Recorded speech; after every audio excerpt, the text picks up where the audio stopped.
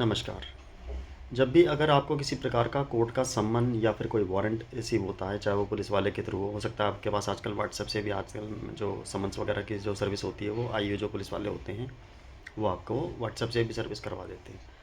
तो कभी भी इन चीज़ों को आपको इग्नोर नहीं करना चाहिए, इमीडिएटली आपको किसी न किसी अच्छे लॉयर से कॉन्टैक्ट करना चाहिए और कोर्ट में पेश होना चाहिए। अगर आप किसी लॉयर से कॉन्टैक्ट नहीं भी कर पा रहे हैं, तो फिर आपको जो डेट उसमें जो मेंशन करी हुई है उसको मिस नहीं करना है। आपको अपनी जाके अटेंडेंस लगवाना बहुत ज़्यादा ज़रूरी है। अदरवाइज़ आपके खिलाफ जो है अलग तरह की प्रोसीडिंग स्टार्ट हो सकती हैं। हो सकता है आपको अरेस्ट भी किया जा सके, आपके खिलाफ वारंट इशूड हो जाए, या अगर वो सिविल मैटर होगा तो आपका राइट लॉस हो सकता है कि आप आगे जवाब ना दे पाएँ, है ना। तो अलग अलग तरीके की सूट में अलग अलग टाइप की प्रोसीडिंग्स पॉसिबल हैं। तो कभी भी किसी भी टाइप का कोर्ट का सम्मन या जो नोटिस होता है या वारंट आपके पास आया है या जो आईओ ने आपको कोई इन्फॉर्मेशन दी, तो कभी भी उसको इग्नोर नहीं करना चाहिए।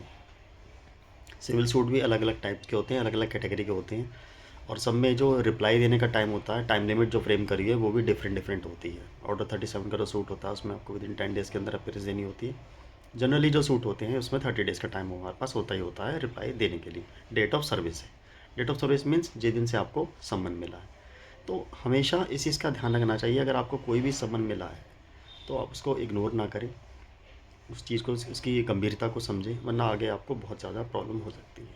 हो सकता है आपके खिलाफ कोई ऑर्डर पास हो जाए और फिर आप आगे चल के किसी परेशानी में गिर जाए। तो इसीलिए जब भी कभी आपको सम्मन या कोई नोटिस आपको भी रिसीव होता है तो आप उसका ध्यान रखिए। और एक बात ध्यान देने वाली बात और है, जनरली क्रिमिनल कोर्टों में जो जो क्रिमिनल केसेस होते हैं उसमें देखा गया है कि जो आईओ होता है ना, अगर मान लीजिए कोर्ट का ऑर्डर होगा 4 महीने पहले का, तो वो हमेशा डेट के 1 या 2 दिन पहले ही आपको सम्मन भेजेगा या आपके को व्हाट्सएप करके छोड़ देगा।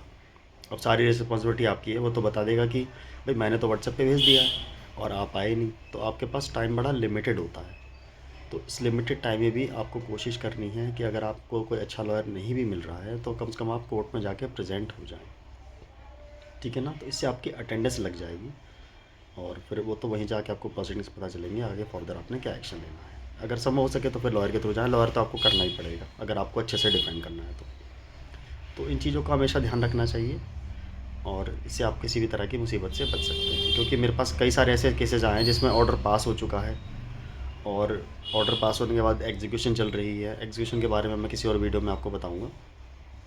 और उनके घर पे जब बेलिफ और पुलिस आई है तब उनको पता चलता है कि उनके खिलाफ़ कोई ऑर्डर भी हुआ है या फिर कोई उनके खिलाफ़ केस भी था जिसकी उन्हें जानकारी नहीं थी। तो इसीलिए इन चीज़ों को बड़ी गंभीरता से लेना चाहिए। कभी किसी जो सम्मन को रिफ्यूज़ ना करें, एक्सेप्ट करें, उसको डिफेंड करें। रिफ्यूज़ करने का भी एक तरह की सर्विस मानी जाती है। कोर्ट समझती है कि भाई आपको सम्मन मिल चुका है और आप इंटेंशनली इसको इग्नोर कर रहे हैं, तो रिफ्यूज़ल जो है इससे आप कोर्ट की प्रोसीडिंग या लीगल प्रोसीडिंग से बच नहीं सकते हैं। तो इन चीज़ों का हमेशा ध्यान रखना चाहिए और लॉ को हमेशा, कानून को जो है मानना चाहिए और उसको फॉलो करना चाहिए। धन्यवाद।